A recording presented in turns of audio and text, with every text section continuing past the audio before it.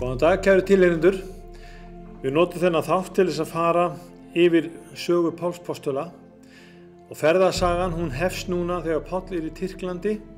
Ég ætla að byrja á því að taka söguna úr 16. kapitúla postulasögunar og lesa aðeins þetta því að þetta mjög merkilegur þáttur, fræðandi og ekki síst það mjög margt svona andlega merkilegt í þessum málum og þegar ég segi andlega merkilegt þá trúi ég því að Guð hann starfi í mönnum, í anda okkar og í anda og sannleika getum við þjóna Guði og þið munið eftir því þegar Jesús talaði við konuna við Jakobsbrunnin að þá einmitt sagði Jesús við hana að Guð faðir væri að leita að hinum sönnu tilbiðjendum sem tilbiði hann í anda og sannleika.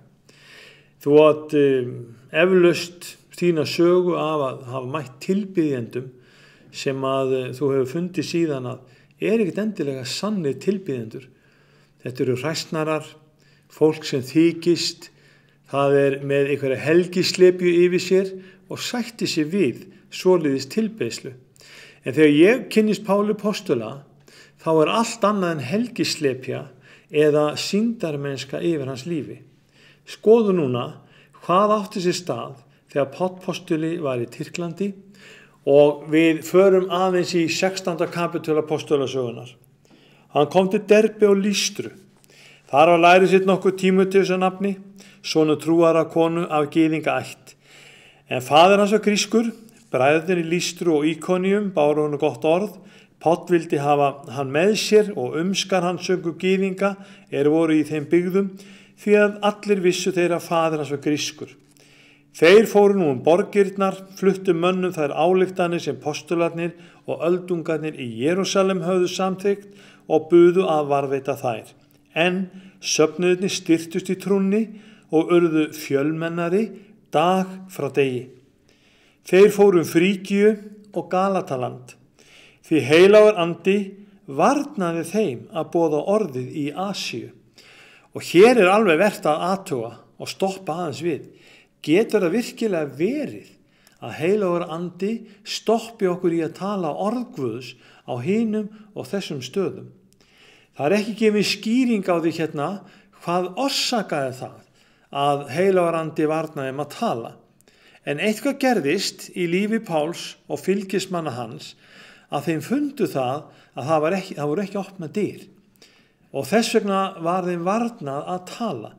Stundum þetta af mannlegum hvötum, stundum þetta vegna þess að djöfull ræðst á menn og hindra þá í að tala, en þeir sem eru sannleikans megin og heyra hvað andinn segir söfnuðinum, þeir vita að við eigum að taka undir þau orð sem Páll postuli tala við Tímóteus, gef því að orðinu í tíma og ótíma. En hér svolítið stopp á. Og mér spurt hvernig eigum við að útskýra þetta að heilagur andi varni þeim að tala. Og þá getum við sagt að Asía, hún lokast fyrir þeim. Það heil heimsálfa sem að verður ekki lengur vettvangur starfs Páls postula, heldur eitthvað annað sem að á sér stað hjá honum. Og svo segir orðið, og sem þeir voru komnir að Mísíu, reyndu þeir að fara til Bíþíníu, en andi Jesú leyfði það eigi. Og þá komum við að enn öðru atriði. Getur það virkilega verið svo að andi drottins Jesú Krists, hann stýri ferðum okkar meira en við áttum okkur á. Sérstaklega þegar við erum búin að gefast honum, vígjast honum og leyfa honum að eiga yfirráðin í okkar lífi. Og þá kemur framhaldið. Nóttina birtist Páli sýn. Maður nokkur makedónskur stóð hjá honum og bað hann kom yfir til Makedóníu og hjálp oss. Og nú lá leiðin frá Asíu, frá Tyrklandi og inn til Evrópu. Þetta í fyrsta skipti sem við vitum að fagnar erindið best til Evrópu. Og það var vegna þess að heilagur andi hafði lokað þeim dyrum í Asíu og nú opnaði nýjar dyr til Evrópu. Og það Makedónía sem framundan og við getum hugsað okkur sem svo að þetta norðurhluti Tyrklands. Þú ferð þarna yfir Bosporus og Dardanellasund ef þú ert að fara frá Tyrklandi. Þeir voru að synda þetta daginn og sást að þetta var nú ekki mjög löng leið, en bara þessi skamma leið, stuttja vegalengd, eru landamæri Evrópu og Asíu. Og þeir sem hafa ekki komið til Tyrklands, þeir hafa væntanlega ekki endilega komið til Asíu, en þetta eru allavega dyrnar sem hafa verið að Asíu í gegnum árhundruð, að fara í gegnum Dardanel og Bosporus og þaðan yfir til Tyrklands. En merkilegt nokk, Páll núna halda vestur á bóginn og það hvorki meirinni minna heldur en grísk svæði, makedónsk sem hann ætlar að tala um. Í síðasta þætti sem að ég var hérna með Pál Postula, að þá voru að tala um veru hans í Aþenu og á fleiri stöðum. En nú ætlum ég að fara með þig í Filippi og Þessalóniku. Þetta eru staðirnir sem eru þarna nyrst í Gríklandi og ég á eftir að koma þangað. Og ég hlakka til, en það afskaplega merkilegt að sagan hefur gerst löngu áður en ég birtist þar. Löngu áður en ég fæ að stíga fæti mínu þarna á, þá hefur þessi merkilega saga átt sér stað. Og hún, saga sjálf, hún getur þessin alveg eins tala til þín og mín. Nú kannski geta menn deilt um það, hvort að þetta sé Guðs orðið ekki. Hvaða Guðs orðið það að heilarandi loki á að predikarinn tali í Asíu? Þetta eitthvað Guðs orð? Já. Þegar við sjáum hönd Guðs með þeim í verki, þá áttu okkur á því að Guð talar í gegnum atburðina líka. Hann ekki símalandi og gefa þér endilega fyrirmæli og skipanir. Hann ekki alltaf að segja við því þú mátt þetta ekki, þú mátt ekki kaupa svona vöru, þú mátt ekki fara þangað, þú mátt ekki stíga í hægri fóti núna, þú mátt ekki stíga á strik. Guðs andi ekki þannig. Guðs andi leiði þig öruggan veg hugsunar, veg matsins, hvað rétt og hvað rangt, og hann hjálpaði til þess að þú byggir upp persónuleika sem hann hefur samfélag við og persónuleika sem skilur að Guð hefur eitthvað málin að segja. Og makedónski maðurinn sem birtist Páli í sín, hann greinilega tákmynd, hann sennilega verið í þjóðbúningnu þeirra, en þetta greinilega mikið kall, mikið hróp. Hver bjóð þetta hróp til? Það kæmir ekki óvart að ég mætti útskýrta þennan hátt sem væri rétt. Því ég ætla bara að útskýrta á þess að krefjast þess að þú trúi þessu að þetta sé rétt. Ég ætla bara að segja þetta við þig.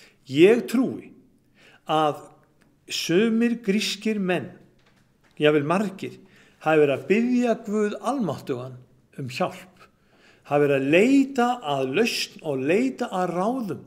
Hvernig hægt að fara rétt að, breyta rétt, hvernig þetta að fara með þjóðfélagið okkar á betri veg. Því að þjóðfélagið gríska var ekki endilega vel statt á þessum tíma. Það var mikil siðferðisleg hnignun. Það var afskaplega mikil upplausn í samfélaginu.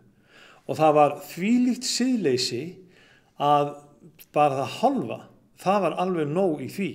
Ég ætla ekki endilega að tína mikið til hvers konar siðleysi þetta var, en það var nægilega mikið til þess að þetta hróp, það heyrðist til Guðs.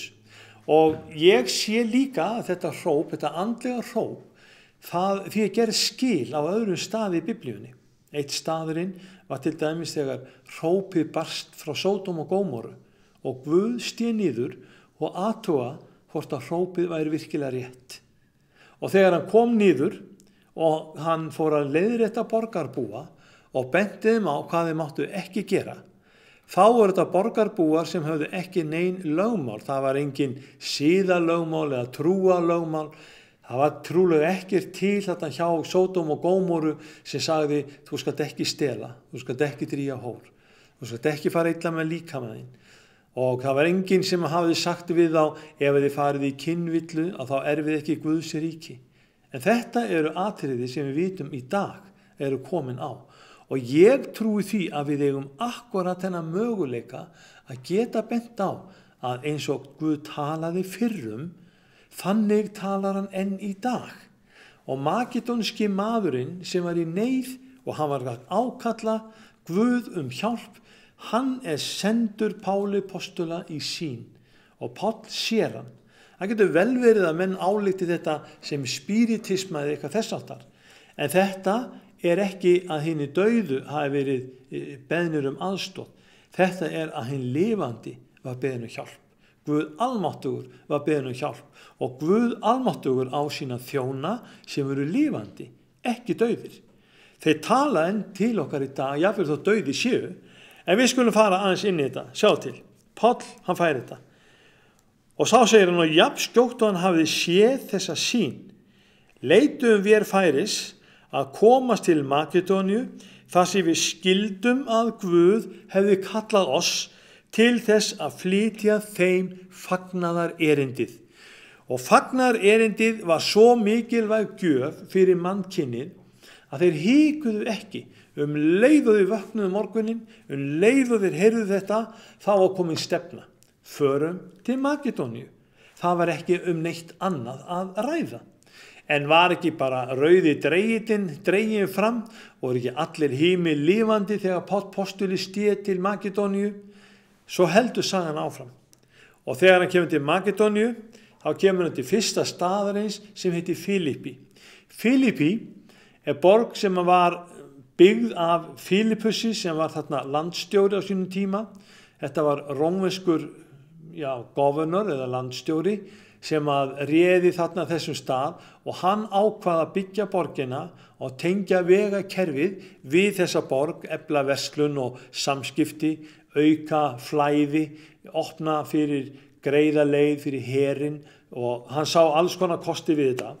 Og Filippi var þarna orðin heilmikil borg og nú komum við að þessu. Nú lögðum við út frá Tróas, sigldum bylt til Samóþrake, það eyja sem þarna aðeins sunnan við, en næsta dag til Neapólis og þaðan til Filippi. Hún helsta borg í þessum hluta Makedóníu. Rómversk nýlenda. Í þeirri borg dvöldum við nokkra daga. Hvíldardaginn gengum við út fyrir hlíðið að á einni, en þar hugðum við vera bænastað. Svo það alveg greinilegt, þegar við skoðum þetta svona, þá Páll postuli búinn að skoða málin og hann búinn að lesa umhverfið. Og hann bendir á og sér eitthvað sameiginlegt sem kannski menn máttu vita að var að finna annar staðar. Hann fann bænastaðinn. Og hvers vegna fer hann þangað? Jú, það bara svo. Sá sem stundar bænina, hann sýnir Guði auðmýkt og auðmjúkum veitir Guð náð. Þannig þetta fyrsti hópurinn sem Guð snertir og opnar dyr fyrir, það sá hópur sem biður.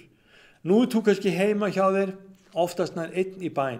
Þú biður kvöldbæn, morgunbæn, ég veit ekki hvort þú biðir borðbænar eða yfir matnuðinum, en þú ert eflaust ofta að biðja varandi þína kringustæður. Þú biður fyrir veikindu þínum, þú biður fyrir fjölskyldu og allt þetta mælikvarði upp á það að þú heldur þessu áfram, þá mun Guð snerta þig og Guð mun vitja þín. Haltu áfram að biðja. Láttu bænina aldrei þagna. Ekki gefast upp þó að langlunda geð þitt sé á enda.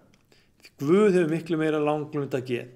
Og það máttu alveg vita að bænirnar sem þú biður, þær verða eldri en þú. Þær munu óma lengur heldur en þitt líf. Og við höfum marga sögur það að fólk sem hefur beðið fyrir börnum sínum áratugum saman en ekki séð bænheyrslu. Það hefur sjálft dáið, en eftir dauða þess, þá vitjar Guð barnana. Ekki gefast upp. Horfðu út yfir gröf og dauða og láttu málefnið þín í hendi lifanda Guðs. Það fólkið sem mundi trúlega hafa mætt á bænastaðinn í Filippi. Og Páll vissi að hér var efniviðurinn sem hann mátti nota til þess að taka á, móta, smíða úr, hefla og gera að góðum einstaklingum. Skoðum þetta svo. Hvíldardag einn gengum við út fyrir hlíðið. Settust við niður og töluðum við konurnar sem voru þar saman komnar. Konan okkur, Guðrækin úr Þýatíruborg, hún ekki úr Filippi, hún úr Þýatíruborg, greinilega bara næsta nágrenni við, vegna þess að hún var grísk þessi. Hin borgin Filippi, hún var rómversk nýlenda. Og hún var Lydía að nafni, veslaði með purpura, hlýddi á, opnaði drottinn hjarta hennar og hún tók við því sem Páll sagði. Altså þetta skemmtilegt, þetta nafn á henni, Lydía, Þetta orð komið af orðinu Lút og það þannig að þetta var sonur Nóa sem hét Lút. Það talað 3 syni hans, Sem, Kam og Jafet, og þessi sonurinn Sem, hann átti son sem hét Lút. Hann settist að og kynslóð hans, eða kynstofn hans, settist að í Tyrklandi sem heitir núna Anatólia, einhvers staðar í suðvestur hluta Tyrklands, og þaðan kemur orðið Lút, svo að Lídía væntanlega af þessu fólki, hún af kynstofni Lúts, og svo hún mætt hérna, hún selur purpura, hún komin á bænastafinn og hún feginsamlega tekur við þessum mönnum sem boða kristna trú og takk eftir hvað hún að segja, hvernig hún leggur þetta fram. Og það svo merkilegt. Opnaði Drottinn hjarta hennar og hún tók við því sem Páll sagði. Hún var skýrð, það að segja, hún var niðurdýfð. Þetta var ekki bara einhver ádreifingaskýrð sem var sett á enni og einhverju dropar þar, nei, frumkristna skýrni niðurdýfingin, hún var bara þannig að þú lagðir líkamaðinn í vatnið og tókst þannig þátt í dauða Krists. Þú varst grafinn með Kristi.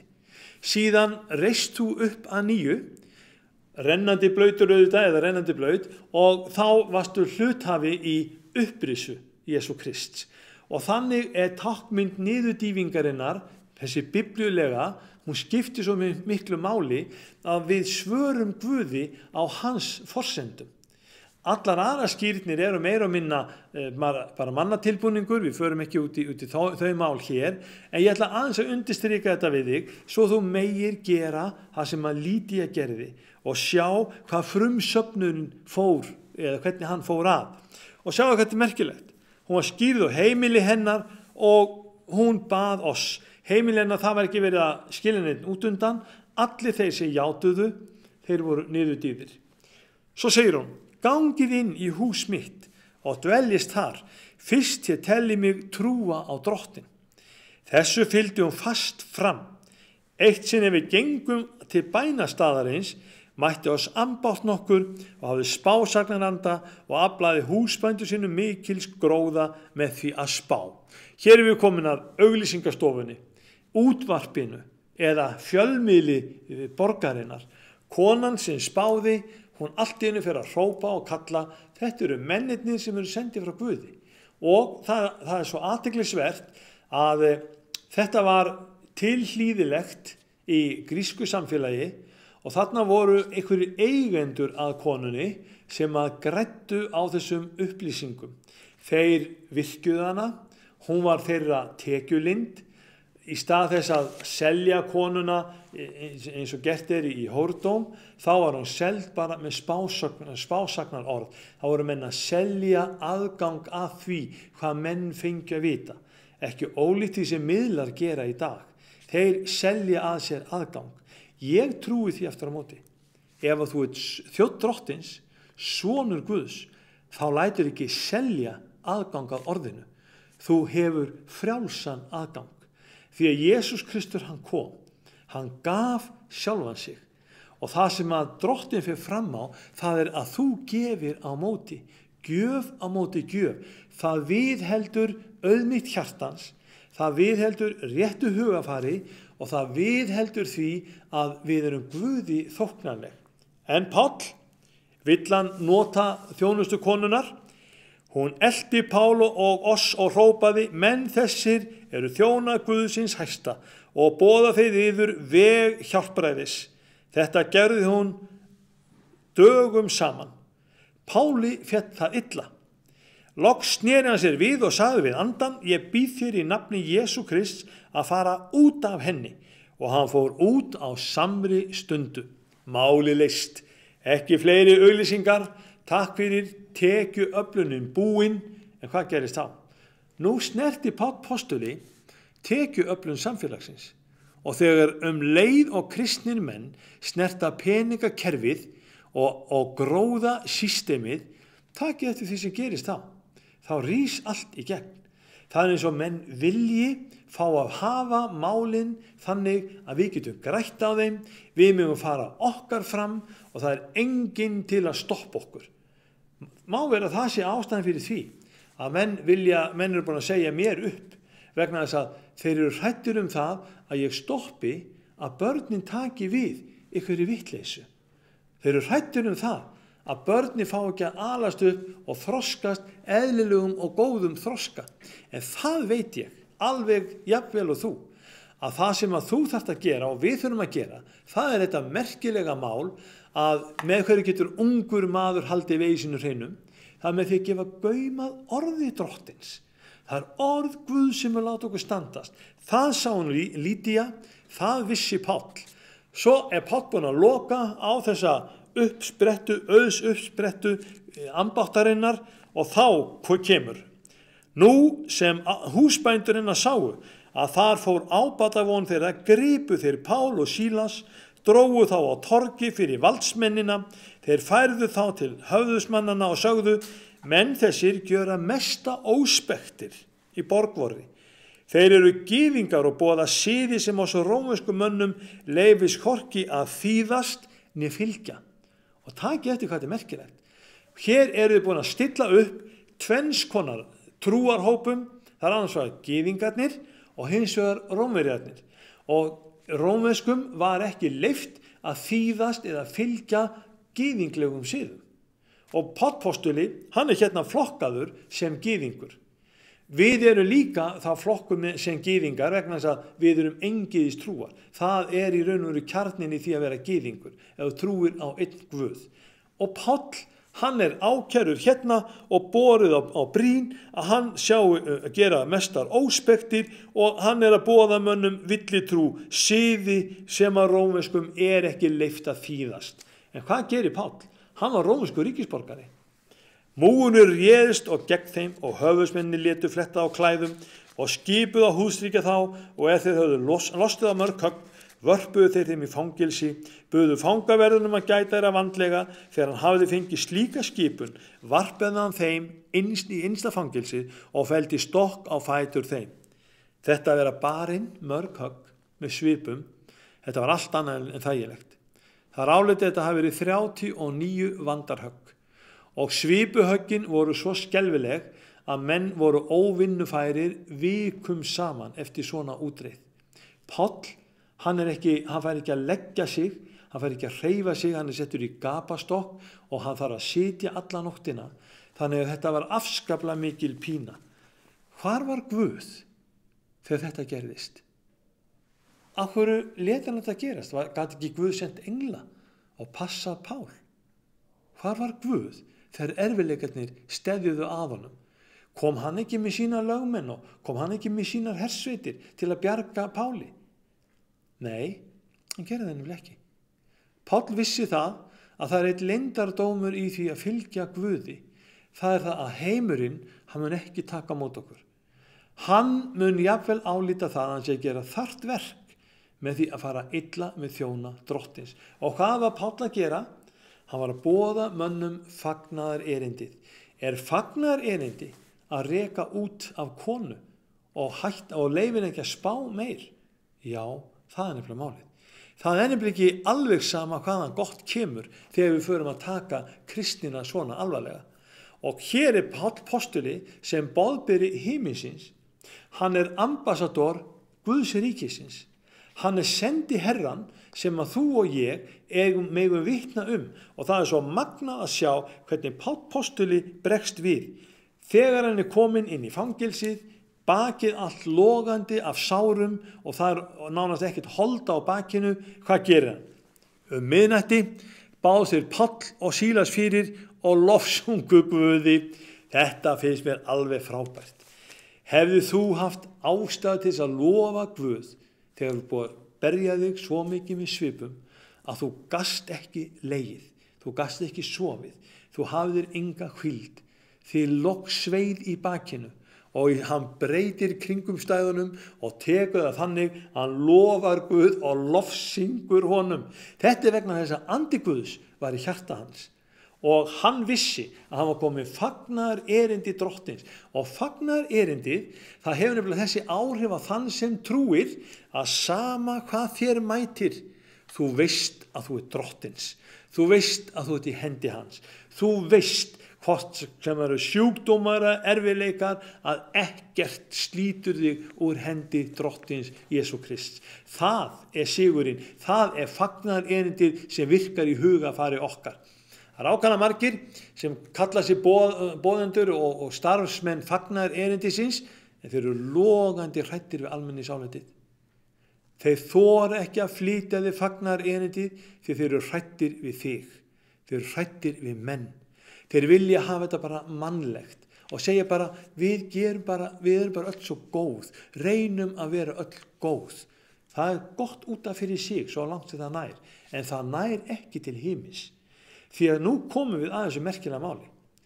Hvað þurfti fangelsisvörðurinn að gera, fangavörðurinn í Fílippi? Nú sjáum við þá sögu. Þegar þeir eru að lofa drottin á miðnætti, þá var skyndilega landskjálfti mikill, svo grunnur fangelsins riðaði.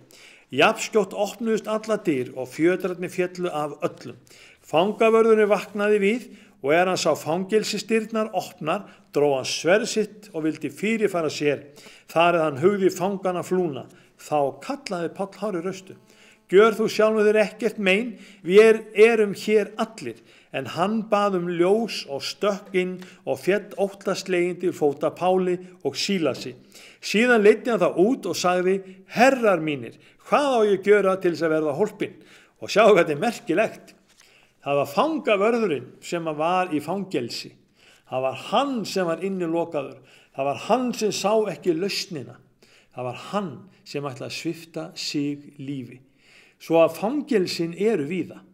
Það ekkert endilega fangelsi fólki í því að eitthvað sýnir andstreymi eða andstöðu. Það algjört aukaatriði. Fangelsið ef að drottin Jesús Kristur hefur ekki leyst andaðinn. Fangelsið ef hugafar þitt hrætt við mennina sem eitt sinn eiga að deyja og þú veist ekki hverju á að svara. Fangelsið þegar þér ekki leyft að mæla eða tjá þig vegna þess að þú segir ekki það sem að einhverjum líkar. Samkvæmt stjórnarskrá Íslenska ríkisins, þá höfum við trúfrelsi og málfrelsi. Í dag verið að svipta okkur þessu frelsi. En á ómegu ætlum við ekki að láta svipta okkur frelsinu. Við ætlum að fara eftir því sem að makedónski maðurinn bað kom þú til oss og hjálp oss. Og akkurat það sem að Póstul fékk að heyra þegar hann kom til Kórintu muniði, þess að tölum við síðasta þætti. Tala þú og þeg ekki, sagði drottin við Pál, því að ég á margt fólk í þessari borg og ég trúi því kæri áheyrandi að þú sért einn af þessum sem að fæ náð til þess að heyra þetta svo þú megi taka þig á og þú megi segja með sjálfu þér og við drottin okkur og frelsara, ég vil standa fast með orði drottins, með tjáningafrelsinu, með trúfrelsinu. Ég vil vera einn af þeim sem breytir Íslandi til góðs. Og drottin, hann sendi Pál postula til Fílippi og hann breytti borginni til góðs. Og það það sama og við erum að gera hér á ómegu. Við erum að kalla til ykkar, veriði með okkur í að breyta landinu til góðs.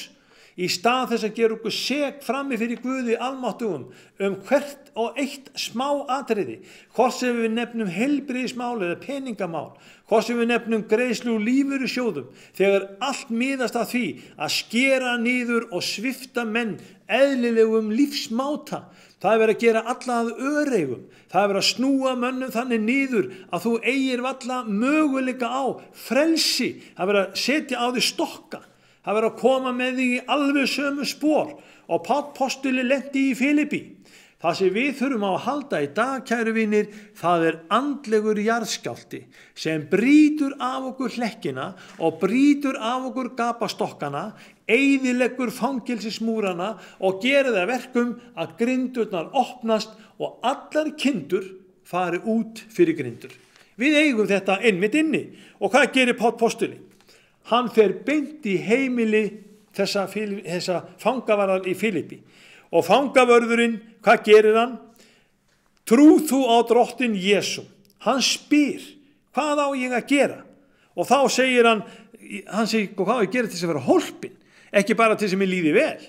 trú þú á drottinn Jesú og þú myndir á hólpin og heimili þitt. Og þeir fluttu honum orð drottins og öllum á heimili hans. Á þessari sömu nóttu tók hann þá með sér, laugaði meist þeirra eftir höggin og var hann þegar skírður og allt hans fólk. Síðan fór hann með þá upp í hús sitt, bar þeim mat og var hann og allt heimilisfólk hans fagnandi yfir því að hafa tekið trú á Guð. Páll postuli, hann þar af leiðandi sendur úr fangelsinu, innstu dýflissunni og í stofufangelsi hjá höfðingja. Stofufangelsi hjá einum mektugasta manni borgarinnar, flottasta húsinu. Og hvað átti svo að gera? Sagði hann ekki alveg búinn. Það fögnuðu komin yfir heimili fangavarðarins í Filipi. Þegar dagur rann, sendu höfuðsmennirnir vandsveina og sögðu, látu menn þessa lausa. Fangavörðurinn flutti Páli þessi orð.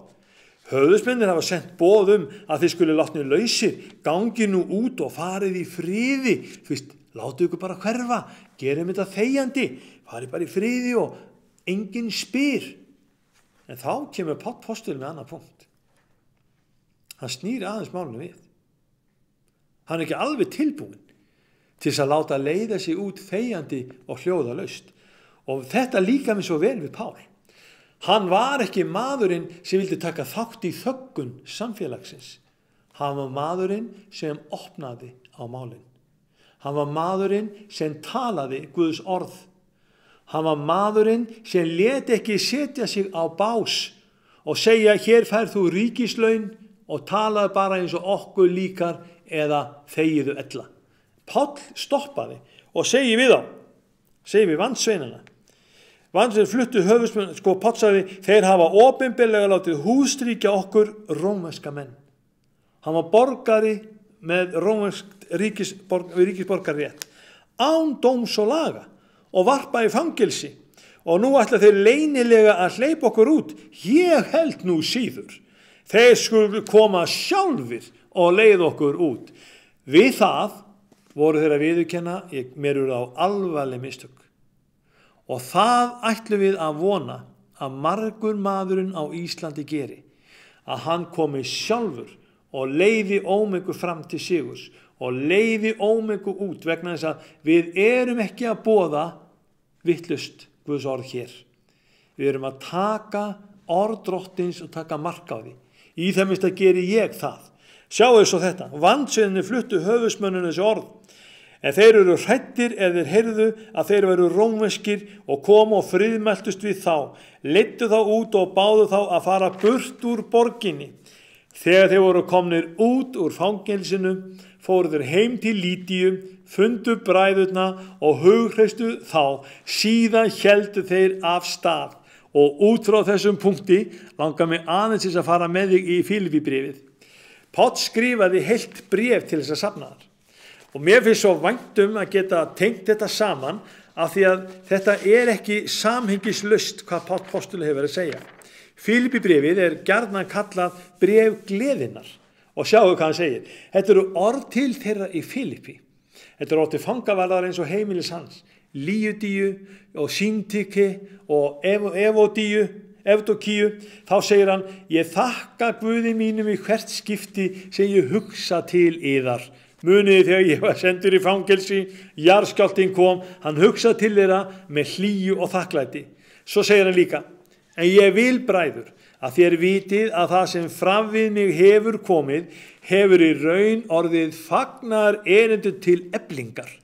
Og megum við ekki einmitt hafa þetta á þennan hátt, að við tökum þetta sem fagnar erindu til eflingar, það sem er að koma yfir okkur í dag. Sískinni, eflumst. Verum ekki hrædd, vöknum upp, leifum anda Guð sem er andi máttar, kærleiks og stillingar, leifum þeim anda leið okkur fram, nákvæmlega eins og gerðist á dögum postulana. Við erum ekki fjær þessu en 2000 ár, en við erum ekki fjær þessu en svo, það sem gerðist fyrir 2000 árum er endurtekið efni 2012. Skoðum þetta svo aðeins áfram. Og svo segir hann við þá, og það er einlæg löngun mín og vona ég í engum meiti skammar verða heldur að Kristur megi í allra augu nú eins og ávallt veggsamlegur verða í mér, hvort sem það verður með lífi mínu eða dauða. Og mér svo vænt innmitt þessa hugsun hjá Páli, að Drottinn fá vera veggsamlegur, hvort sem í lífi mínu eða dauða, uppsögn minni eða fangelsi, svipuhöggu sig í fæ eða lækningu. Allsstaðar verði Kristur Jesús dýrlegur gerður. Og þegar hann heldur áfram að tala við okkur þessi merkilegu mál, þá segir hann: ég á tvennu vöndu að ráða. Mér langar til að fara hérna og vera með Kristi. Ég veit að það miklu betra. En yðar vegna það nauðsynlegra að ég haldi áfram að lifa hér á jörð, og í trausti þess veit ég að ég mun lifa og halda áfram. Svo talar hann við þá vonaríkan boðskap, hann blessa söfnuðinn og gefur þeim síðan þessa kveðju. Og ég ætla að enda þennan þátt með því að bera saman þessa kveðju. Þá gjöru gleði mína fullkomna með því að vera samhuga. Með því að vera samhuga. Ekki tvístring, ekki klofningi, ekki að segja: já, ég deili ekki skoðunum með honum Snorra. Við eigum að deila skoðunum Jesúm Krist og við Pál postula. Við eigum að deila skoðunum okkar þannig að við tökum okkar eigið álit og við vörpum því undir vilja Guðs. Og það Guðs hugsun og Guðs álit sem kemst inn hjá okkur. Þetta var það sem Pál var að tala Hafa sama kærleika, einn hug og eina sál, gjörið ekkert af eigingirni eða hégómagind, verið lítið látir. Lítið ekki aðeins á eigin hag, heldur einnig hag annara. Svo gefur hann siðalögmál.